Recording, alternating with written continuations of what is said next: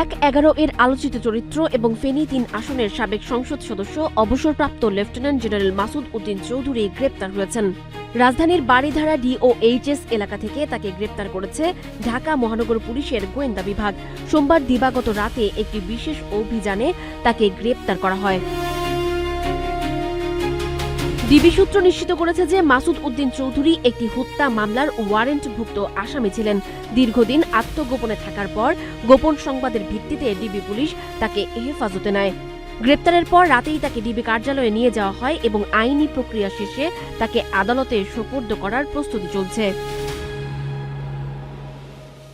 জীবন অবাক না করলে কে করবে? 28% মিল্ক ফ্যাটের অবাক করার সাথে ফ্রেশ মিল্ক পাউডার। জীবন অবাক করুক প্রতিদিন। মাসুদ উদ্দিন চৌধুরীর কর্মজীবন ছিল নাটকীয়তায় ভরপুর। 2007 সালের বহুল আলোচিত 1-11 পট পরিবর্তনের সময় তিনি সেনাবাহিনীর 9ম ডিভিশনের GOC হিসেবে দায়িত্ব পালন করছিলেন।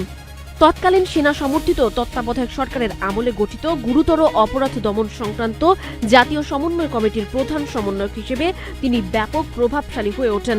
অনেকের মতে 1-11-এর সময় বর্তমান প্রধানমন্ত্রী তারেক রহমানকে পীড়নের আদেশদাতা ছিলেন এই মাসুদ উদ্দিন চৌধুরী। আওয়ামী লীগ আমলে অস্ট্রেলিয়ায় বাংলাদেশের রাষ্ট্রদূত হিসেবে পুরস্কৃত মাসুদ উদ্দিন চৌধুরীকে আরও আগেই গ্রেপ্তার করা উচিত ছিল বলে মনে করছেন বিশ্লেষকরা।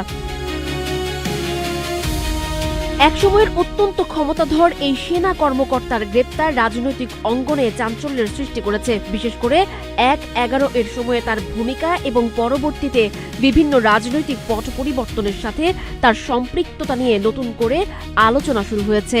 সানজিদা আফরিন, সোনিয়া, নাগরিক, প্রতিদিন।